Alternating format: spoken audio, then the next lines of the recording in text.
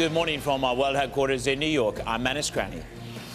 And from our studios in London, I'm Danny Berger. Welcome to Bloomberg Brief. Let's set your agenda. The S&P 500 posts the longest daily winning streak in 2 years, but the futures fall this morning. Investors await to hear more from the Fed Chair Jerome Powell.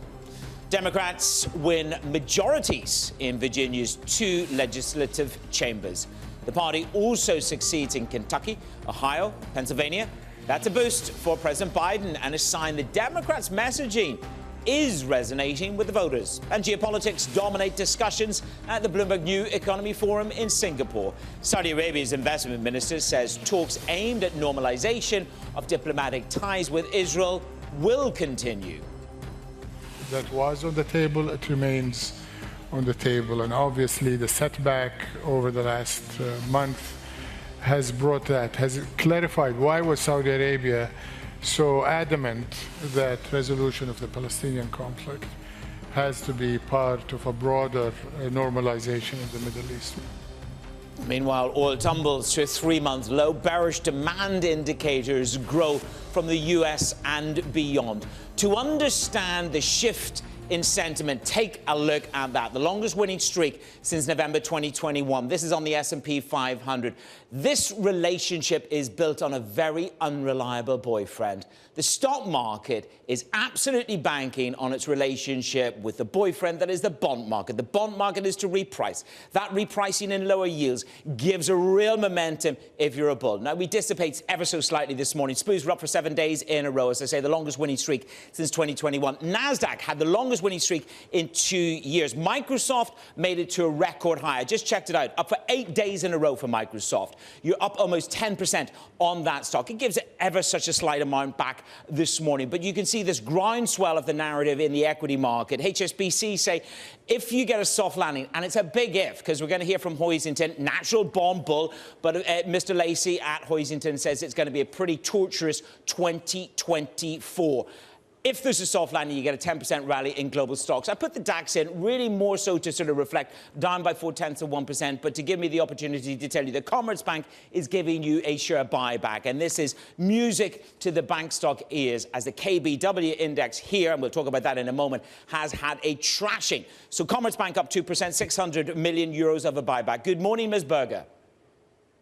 Good morning, Mr. Cranny. Look, yesterday, it's hard to argue that the most important move, the biggest move, was not oil. It had a massive move, down more than 4%, after a U.S. government agency, the EIA, said that they are forecasting American demand for gasoline to fall to a 20-year low. Can you imagine that? Americans driving less. As an American myself, I have a hard time imagining that. Either way, New York crude falls to a 3-month low. It holds to those lows this morning. Sterling also down for a 3rd consecutive day. Kicking it off this week was Hugh Hill late Monday, sanctifying more or less the market's idea that there are rate cuts to come next year. So a 3rd day of losses, a cumulative 1% weaker on sterling versus the dollar so far in the past 3 days. Meanwhile, the 10-year yield, this thing continues to ping pong around, up 7 basis points one day, down 7 basis points the next. Today, we're up by just 1 basis point. JP Morgan says that if we continue to trade in this tight range, then CTAs are going to buy $92 billion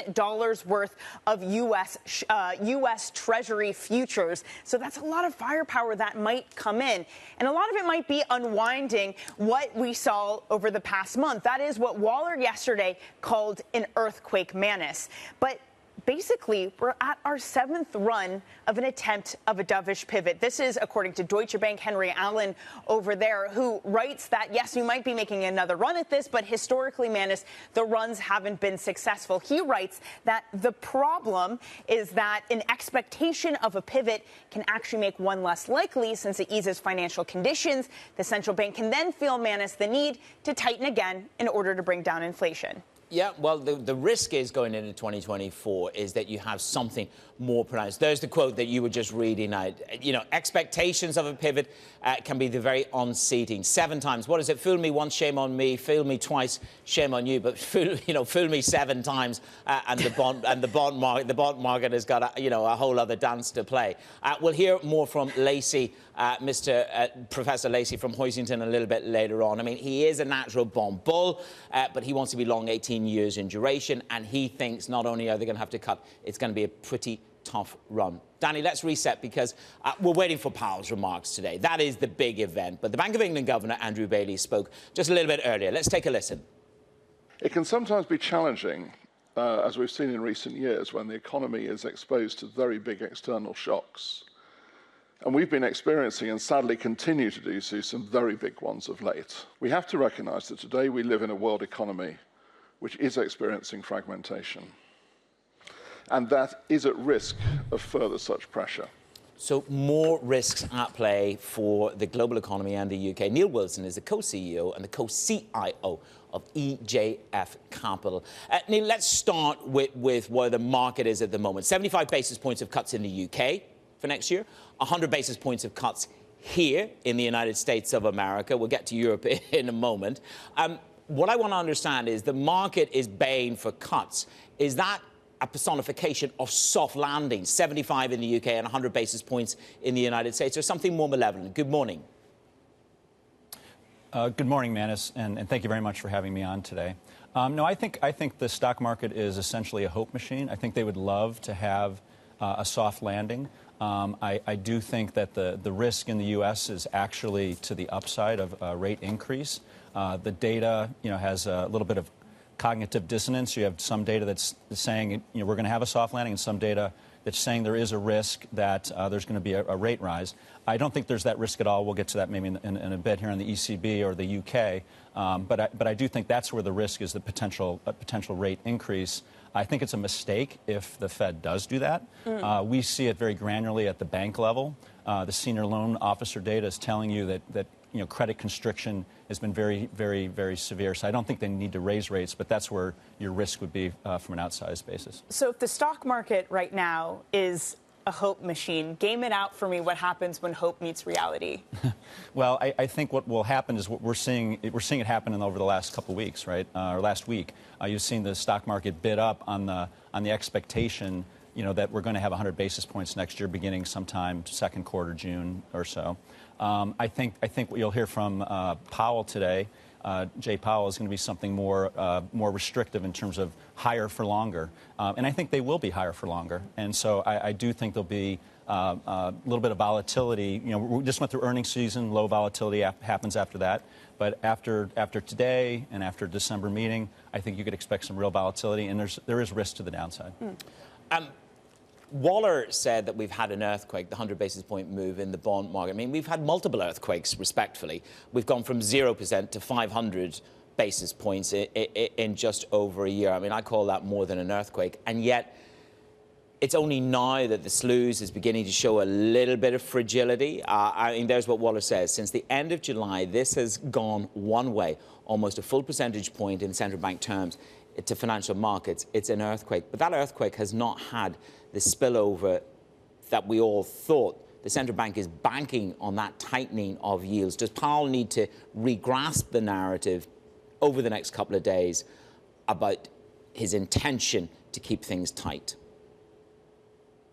I think he will. That's what I was just saying a moment ago, Manus. I really do think that the job boning, which is part of the Fed toolkit, we're going to be higher for longer. We're still going to evaluate the need to raise rates. And I think by doing that, they're basically helping themselves by having the long end, the 10-year go higher in terms of yields. And that's doing some of the Fed's work for it, so it doesn't actually have to raise rates. Although, again, like I said, I think there is a risk that they might do that.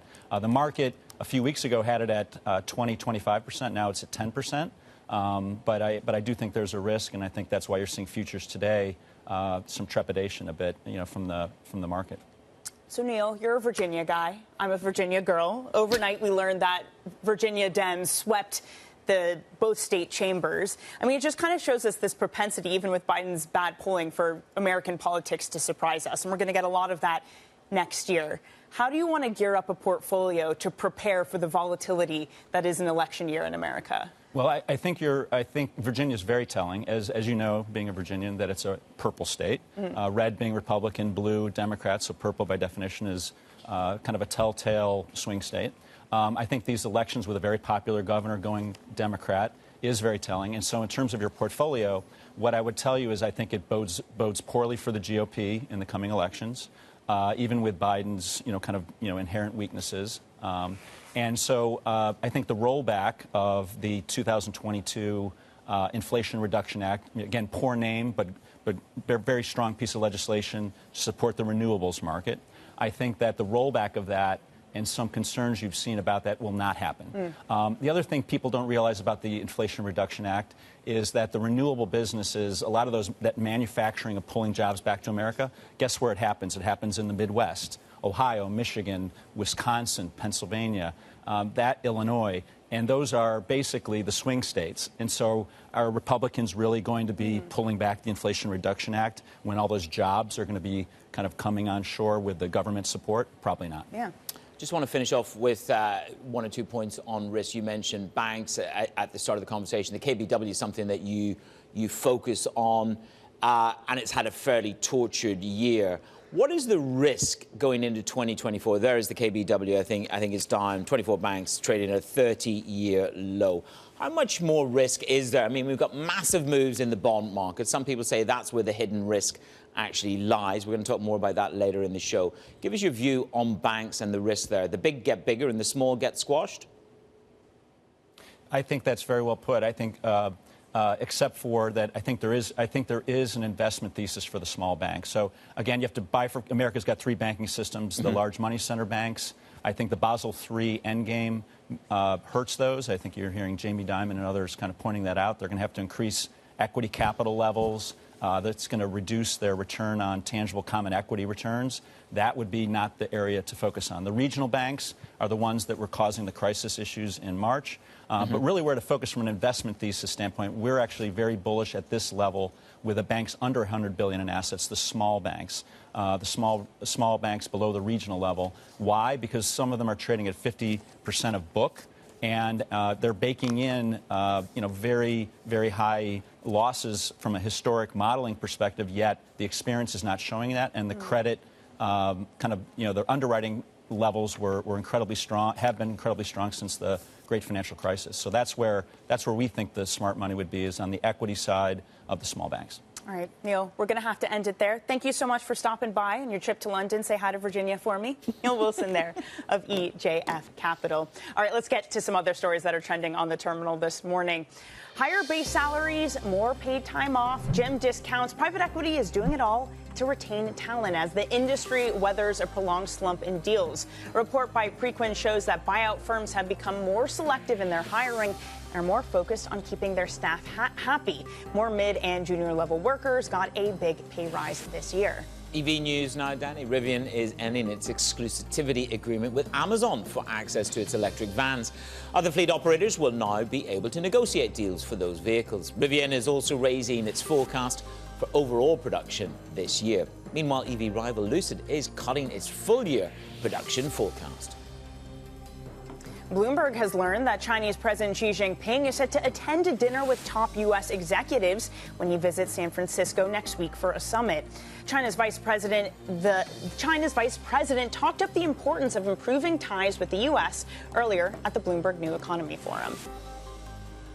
More recently, as agreed by the two sides, China and the United States have had more important high-level interactions.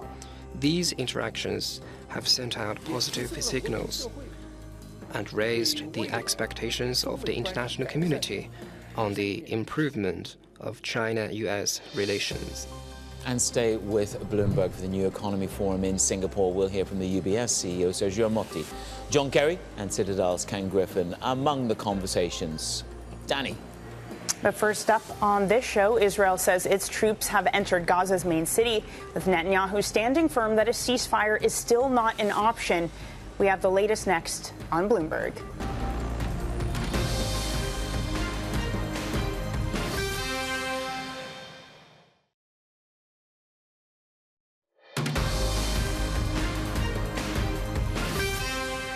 The conflict in the Middle East is troubling, and we're obviously praying for a peaceful resolution and for the well-being of the innocent people who are suffering there. But beyond this tragic phase that we're going through, investors domestically and internationally are trying to address long-term issues and realize opportunities that are quite prevalent today and available today in the Kingdom of Saudi Arabia.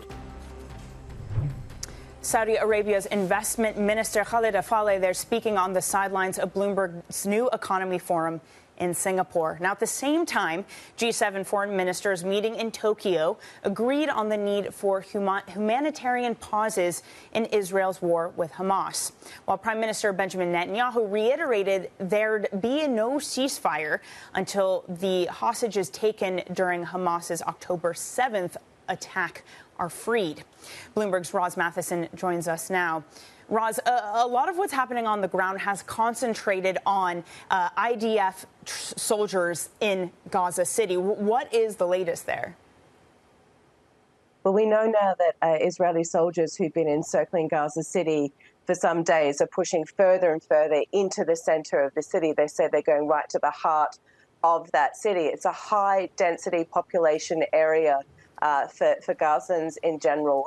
Israel says that Hamas uses the city as its stronghold for some of the attacks it's been doing into Israel. And of course, some of those sites are a bit contentious. They include things like hospitals where there are civilians also gathered. And so what we're seeing is sort of this further careful push into Gaza City itself. But what we're going to now see is an increase really in that ground combat, door to door, street to street, with some of those very delicate sites that I mentioned. But Israel is saying they're determined to keep going because their overarching goal, as we know, is to defang Hamas to the point it can never again attack Israel in the way it did on October 7th. But it comes at a very delicate moment inside Gaza City itself. We know the humanitarian situation there is very dire for ordinary people who are still trapped there. They are at those sites, including the hospitals. So it's all very delicate, and the Israeli soldiers need to proceed very carefully as a result. So we're at the New Economy Forum, Roz. As you know, we've been hearing from various voices, but the Saudi Arabia investment minister saying that normalization talks with Israel, they're still on the table. So what does that mean for the region? I mean, he does caveat it, it's a process of discussion. This is Khalid Al-Faleh, isn't it? Well, that's right. And the comments were very cautious, of course, saying again that Saudi Arabia cannot do anything further when it comes to normalization of ties with Israel until what he says the Palestinian question is resolved. And it could remain unresolved for a very, very long time. Nonetheless, this conflict could go on for a very long time. And while that's happening, there's just no prospect of direct talks again between Saudi Arabia and Israel on normalization. That's very much off the table, at least for the short term. But the comments were interesting because they suggested, still that desire in the longer term to keep the door open to dialogue on that. There was a lot of careful work that had gone on, so at least not shutting the door entirely. And Roz, the issue of Israel and funding for Israel has obviously been very central in American politics.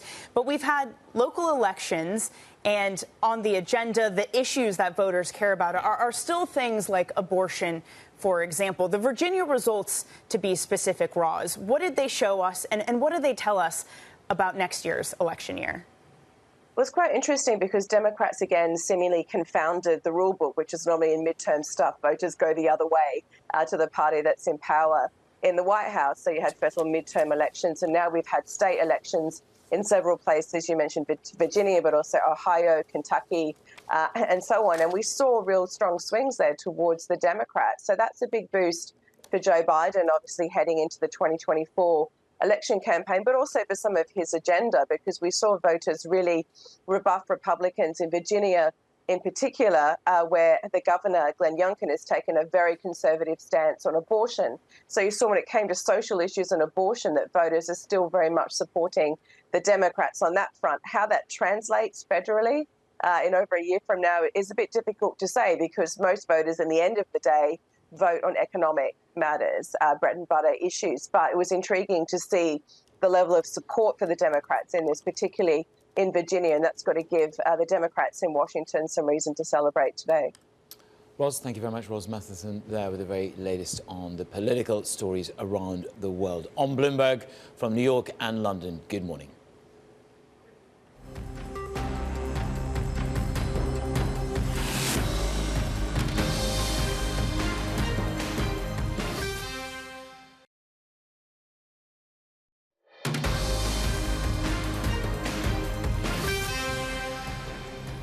Welcome back to Bloomberg Brief. Manis, overnight, an interesting headline. Nintendo, which of course made a Super Mario Brothers movie that I guess did pretty well, said that they're going to make a Legends of Zelda movie. Manis, I was going to ask you if you've ever played this, but I mean, I would be absolutely shocked if you've ever played Legends of Zelda. No, but you know what? I have worked with other producers who have played a lot of video games. But I think the whole idea here is really it's sort of bring them in.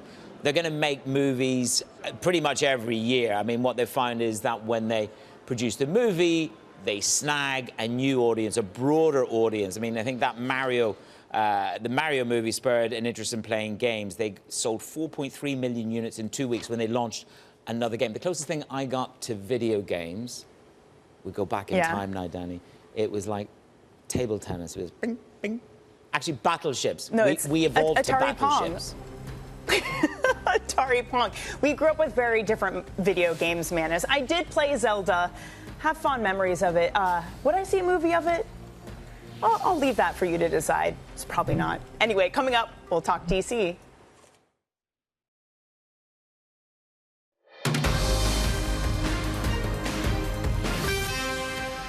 Welcome back to Bloomberg Brief. I'm Manis Cranny in New York.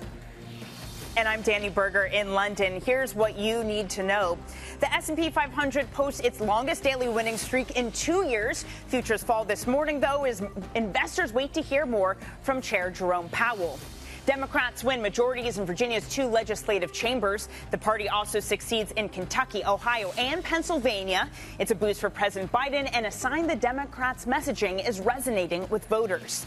And geopolitics dominates discussions at the Bloomberg New Economy Forum in Singapore. Saudi Arabia's investment minister says talks aimed at a normalization of ties with Israel continue.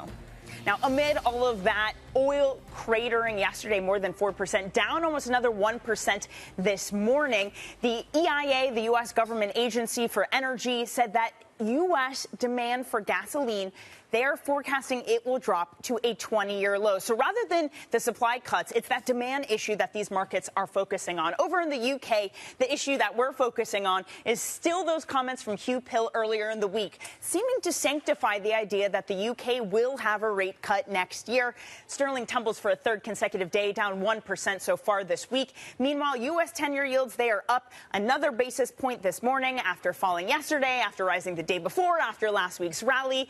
All of that coming before, Manis, what Waller described as an earthquake in the bond market. Yep, that 100 basis points. But if you look at the stock markets this morning, giving ever such a little bit back, that longest winning streak since 2021. We're living in a hope machine. That's according to EJF, our guest at 5 a.m. They managed more than $3.3 billion. Stocks are down by an eighth of 1%. Is it a hope machine or just relying on a very unreliable boyfriend, which is the bond market? And that bond market has gone for the 7th time in a row, betting on a pivot from the Fed, which is perhaps a folly. There's a cognitive dissonance in these markets, according to EGS.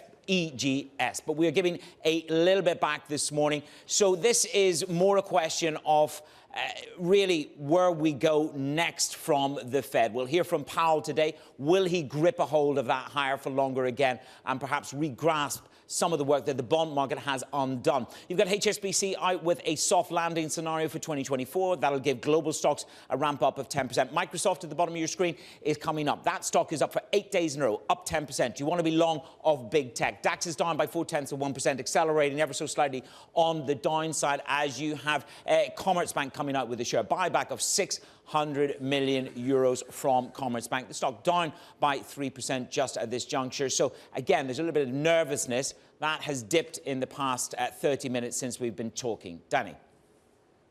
I still really like that line that the U.S. stock market is a hope machine. I mean, I guess it always is, right? It's a Bon Jovi. You're placing bets on what you... Yeah. It is a Bon Jovi, a very strange and perhaps the geekiest remix of all time. But again, Neal Wilson told us he thinks that a credit crunch is coming. So what happens when hope meets reality? Well, when hope means reality, there's usually a little bit of an injury. That's what's happened in my life. But I'll leave you with that thought. I'll just hold on. I'm living on a prayer, living on a dream. I'm all the way in on Bon Jovi this morning. Good morning. Good morning, man. It's got to grasp onto something in these dark times. All right, let's shift gears a little bit and talk about hedge funds and regulators, because U.S. regulators and the Fed, BIS, you name it, they've been talking about what they call the dangers posed by the so-called basis trade. So it's a strategy. It's popular with hedge funds. The idea of it is it seeks to profit from small mismatches in pricing between Treasury futures and the underlying cash bonds. We heard from Fed Governor Lacy Hunt. She spoke about what she sees as the risks on Monday. Because the basis trade is often highly leveraged, a funding shock or heightened volatility in Treasury markets could force hedge funds to abruptly unwind their positions at potentially distressed prices. Joining us now is Bryan Corbett, President and CEO of the Managed Funds Association. The MFA represents more than 100 hedge funds that collectively manage over $2 trillion. Bryan himself was also a senior executive at Carlyle and worked at the White House and Treasury Department over President George W. Bush. Bryan, so great to have you on. Thank you. I know you've gotten a lot of this, questions about the basis trade. I mean, it feels relentless. Different regulators, Fed officials talking about it. Gary Gensler was talking about it yesterday. The BIS has laid it out thusly, that it's about $600 billion of net short positions in the Treasury markets by hedge funds. So if they all run out the door, it will be a systematic event. Is that a real risk? So certainly there's been a lot of attention on the basis trades, but it's important to remember the role that this trade plays in the market. There are a lot of long-term investors like pension funds who need the exposure to the futures product. And hedge funds through the basis trade provide that exposure. It's a benefit to the market in terms of providing liquidity. It helps to reduce yields. So there are a lot of positives that the trade provides to the market, but regulators are focused on it, and we believe that through their existing authorities, they do have the ability to regulate the banks and the bank counterparties. So if the regulators see a situation developing in the markets, they can work with the banks and their counterparties to require more collateral or change financing terms. The Fed recently said in their own report that the risks associated with the basis trade have likely been mitigated by the fact that banks, dealers are starting to already tighten financing arrangements with their hedge fund counterparties. What we're worried about is more of a knee-jerk reaction that actually undermines liquidity in the Treasury markets. And it's because Ken Griffin said something similar. It should be the concentration on banks, the counterparties, not necessarily the hedge funds. So in that world, let's say this does pass and there is more scrutiny and some of the basis trade fades away, because we've already seen the shift in the bond market. We have QT. Liquidity has been an issue. What does that world look like? How bad does Treasury market liquidity get without this type of hedge fund leverage in the system? Well, you've certainly seen a change in the types of buyers in the Treasury markets as central banks and foreign buyers have pulled back. Many hedge funds have stepped into that void. But we think there's ways that you can modernize the Treasury market. We think we can provide more information on buyers and sellers. We think there's a way to enhance central clearing. But there are proposals out there, particularly at the SEC, that we worry will undermine liquidity and actually cause buyers to pull out. Yeah, because I want to get a handle on just how bad that looks. Yeah, so there's a proposal that the SEC has called the dealer rule, and it would require investment advisors who are just buying and selling treasuries as part of their investment strategy to register as broker-dealers. That additional regulation will cause those market participants to pull out. So at the very time that we need more buyers and sellers, the SEC is pushing a regulation that will cause buyers to pull out. It will reduce liquidity, and that will affect yields, ultimately having a knock-on effect on the interest rates that consumers pay for a lot of lending products. Bryan, good morning. It's Menace in New York. Just going back to sort of the moments in time when there are great existential angst in markets, mortgage-backed securities, not knowing who the counterparties were. Take your mind back to those pretty tough days of when we just did not know enough about our counterparties, we did not know enough about their collateral, and we did not know enough about the depth on them. Is Ken Griffin right in that the regulator should be focused on the banks and the leverage that they provide to the hedge funds, and perhaps not the hedge funds? I mean, he's sort of taken a dig, but does he have a point? Because that is where you begin then to understand the scale of let's say, risk in the market. Well, certainly the bank supervisors have the authority over the banks today to require changes in financing arrangements, to require more collateral. So that's where the relationship exists today. And many people refer back to March 2020 when there was a sell-off during the beginning of the pandemic. And many regulators refer to that as sort of a cause for greater concern today about the basis trade. But remember, back then, we were dealing with a ahistorical, unprecedented event where all asset classes sold off. It wasn't just treasuries. And when you look at what happened in that treasury sell-off, foreign central banks sold about $400 billion. Mutual funds sold about $200 billion. Hedge funds sold $35 billion. So it's a much smaller percentage number. And even the Fed's own after-action study indicated that hedge funds were not a primary driver of the sell-off in 2020. So I think that overhang from a few years ago continues to color the dialogue a bit. And not unrelated to this is regulators finalizing moves that would essentially say it's not just banks that we recognize as systematic financial institutions. It's non-banks, it's hedge funds, it's private equity. I know this is something you've also pushed back against, but the reality is that a lot of debt that used to be on bank balance sheets is now in the hands of others. Isn't there some degree which you say that's rational? We want to know where the debt is in the world. We want to know where the pressure points are. We have to look at other institutions. Yes, there's no doubt following Dodd-Frank that policymakers made the decision to push some of the risk-taking activity off of bank balance sheets, and it's moved to the private markets. The private markets have grown both in terms of equity investments as well as private credit, but we still think that the relationship between an alternative investment fund and its investor is very different than the relationship between a bank and a depositor. Alternative investment funds are structured with investors who have a risk appetite and the money is locked up. Whereas with a bank, it's a depositor, governments stand behind it as a backstop, and also those deposits can be pulled in a day. There's daily liquidity. So very different products, and we see the growth, particularly in private credit, as a good thing, helping to provide a lot of the lending and capital that small and medium-sized businesses need to continue to grow. You can join the roll call of private credit that have come on the Bloomberg Brief since the launch. It's like an evangelist movement in terms of diversification in your portfolio. We've had a few. Just on the slightly broader narrative, we're going into the third year of brutal bond losses. It's been a fairly volatile year. In your world, in the hedge fund world, do you think you're going to see massive or, big consolidation? Do you think that that's the way forward for your industry next year? What happens next going forward? It's a very good question in that you're not only dealing with a challenging market dynamic, but you're also seeing a regulatory environment that is changing significantly. The SEC's proposed over 20 rules targeting alternative asset managers, focusing on their book, what they report, on their operations, as well as on their relationship with their allocators and how they negotiate investments. All of those rules have a cost. They are going to squeeze smaller managers. They're going to deter new fund launches. And ultimately, the SEC could be facilitating a consolidation in the industry over time just because of the regulatory burden that they're crushing the industry with. Yes, I mean, the burden of regulation, is the death of many new products and innovation. For me, we're going to close off with this. I've just come back from 6 years in the Middle East, and I leave when every hedge fund in the world has decided to relocate there. It's quite ironic.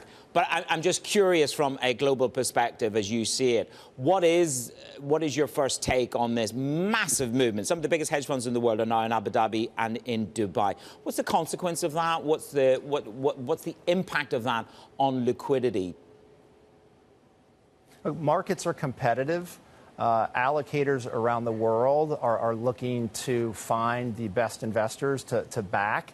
And managers are going to move to environments where they have beneficial operating environments and they find competitive regulatory regimes. And certain jurisdictions are increasingly less competitive. And unfortunately, the U.S., under Chair Gensler, is moving in that direction. And that's one of the reasons why we and several other trade associations have sued the SEC on a recent rule to try and stop them from further damaging our markets and making them less competitive globally. The fee disclosure one, right? Correct. Is there anything else in front of the SEC pending that you might choose to litigate? Well, certainly the private funds rule is the one we've litigated on. We're going to look at all the final rules. We continue to work with the SEC staff to provide feedback and comment as they go through the rulemaking process. Litigation is the last resort. The last thing we want to do is be suing the regulator, but there are several rules, including the dealer proposal I mentioned around requiring entities to register as broker-dealers that could potentially be a target for litigation depending on the final rule. Okay, Bryan, thank you very much for coming to see us. Let us know the next time you got a piece of chunky litigation. Come and speak to Danny and myself. We're always there for a news headline. Bryan Corbett, Managed Funds Association, our guest this morning on all things hedge fund. Coming up, an exclusive interview with the legendary economist Lacy Hunt of Hoisington Investment Management. He says the bond rally is just getting started. Well, naturally, he is a bull. But it comes up next on Bloomberg.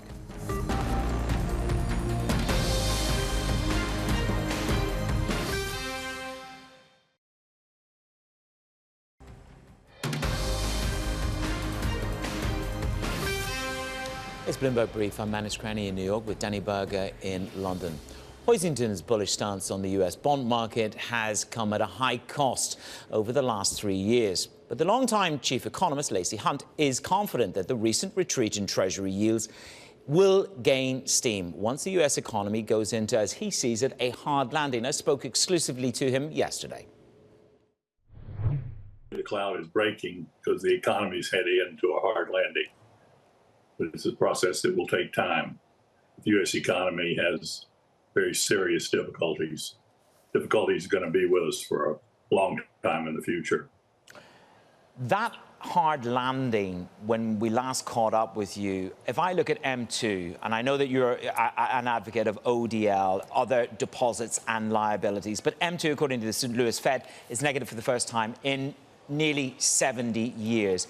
Is that going to cause a much harder landing, perhaps, than the market presumes right now when you look at bond yields at 4.5%? Well, several years ago, I rewrote Friedman's great paper to the American Economic Review on theory of interest rates. And Friedman said monetary decelerations lead to lower interest rates. I adjusted his theory to say that monetary decelerations lead to lower interest rates unless the velocity of money rises.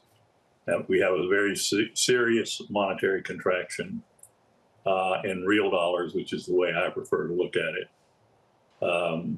If you look at my preferred measure, ODL, it has declined in real terms over the last 12, 24, and 36-month intervals. And although velocity has risen slightly over the last 2 years, I believe the velocity is in the process of making a move to the lower side over the course of the next year. And this will greatly complicate the Fed's ability for monetary policy to work when they do decide to lower interest rates. There's an old phrase that when the Fed tries to stimulate, it's like pushing on the string. In this particular case, the pushing on the string will be even more difficult than normal for the Fed. The Fed's capabilities will be very asymmetric when they need the economy's support, which I suspect they are going to need quite significantly in the next couple of years. I just want to understand, if we look at the curve, the position on the curve, assuming your duration-weighted yield position, is 18 years the optimal position, or do you think coming down the curve is where there may be a bigger yield uplift? The yields will, what we're going to see, we're beginning to see it now, is the yield curve will normalize. The short yields will drop more rapidly than the long yields, but the greatest capital gains opportunities will be in the longer end of the curve. Do you think more term premium? Do you see that expanding further? We've talked a lot about it in the past 3, 4, 5 weeks. There's been quite a move in term premium. Do you think that term premium increases from here?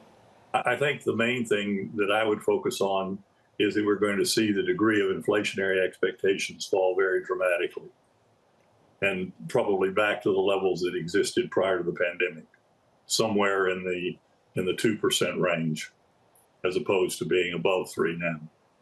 And I think when economic conditions weaken, investors will see that there is great advantage in holding the long duration treasuries. From my perspective, I don't think it's necessary for me to focus on the amount of cuts that the Federal Reserve will cut. They will cut the rate, but unfortunately, the net national saving will remain negative and a constraint on growth long after the Federal Reserve cuts the rates. Also, keep in mind that the rate cuts will be in the cyclical fashion. the economy will decline sector by sector. And as the Fed moves slowly, so will the economy. And I think that the Fed will remain behind the curve, just as they remained behind the inflationary curve in 2020 and 2021. Hoisington's chief economist, Lacy Hunt, with me yesterday. Danny, look, it was very difficult to get Lacy to give us a level. He's naturally a bond bull. They've had a very, very tough time at Hoisington. The last time we caught up with him, of course, they had at one stage asked themselves the existential question, which was, did they need to reduce their exposure? He still stands by the 18-year duration, even though I was trying to push him to tell me, as many people have said, they like the belly of the curve. Everybody I talk to says 5-year and 7-year paper is where they want to be, but it's going to be a tough job for the Fed next year. It does. And again, as he was saying in what he said to you, Manus, his argument was that there's a hard landing to come. Deutsche Bank was talking about this idea that the market's making a 7th run at a dovish pivot, and each time it's ended in heartbreak. So it's in the past it hasn't worked so well, Manus. Yep, and of course, you know, we started the conversation. I said, did last week's data, last Friday's data, was it a break in the clouds for the bond bulls? And of course, he naturally acquiesced and agreed. Yep. All right, Manus, coming up, we're going to have a look at some of the market-moving events to watch for you throughout the day on Bloomberg.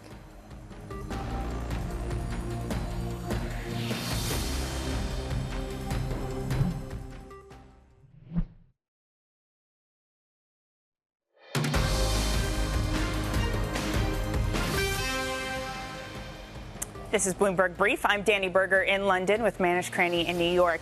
Let's get you set up for your trading day with a look at what is ahead. Fed Chair Jerome Powell will be speaking at 9:15 a.m. Eastern. We're also going to hear from Williams, Barr, and Jefferson throughout the day.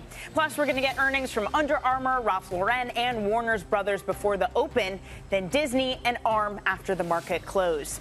And Bloomberg's New Economy Forum is in full swing in Singapore. It's a great lineup for day 2. That includes UBS CEO Sergio Armati, Citadel CEO Ken Griffin, and former U.S. Secretary of State Hillary Clinton. So a busy day, Manus, between the New Economy Forum, Fed speakers, and earnings. Yeah, it's going to be interesting to hear from Monty as they are on that journey of transformation after they gave us their numbers yesterday on the 22 billion of inflows of money.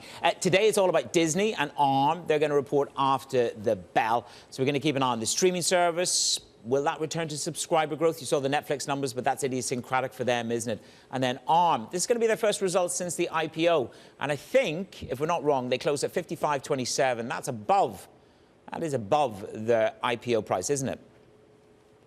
It is above their IPO price, but just barely. A lot of these big IPOs we've had, Manus, have dipped but it's true, they all have dipped under their IPO price at some point, be it Instacart or Birkenstock. They were supposed to be the things that revive the IPO market. Will they? And what will the earnings mean for, you know, the excitement around these big IPOs? Birkenstock's just waiting for you to come sit here beside me so you can get your Dior Birkenstocks for next spring. Yeah, I think I need them now. I think we've talked about it too much for me not to. Yeah. Commerzbank, just check in. It's interesting. In the past hour, 56 minutes in, we've gone from hero to not zero, but down 4.28%, despite the 600 million buyback. It's a tough one. Bloomberg Brief is done. Surveillance is up next with a new theme tune right here on Bloomberg.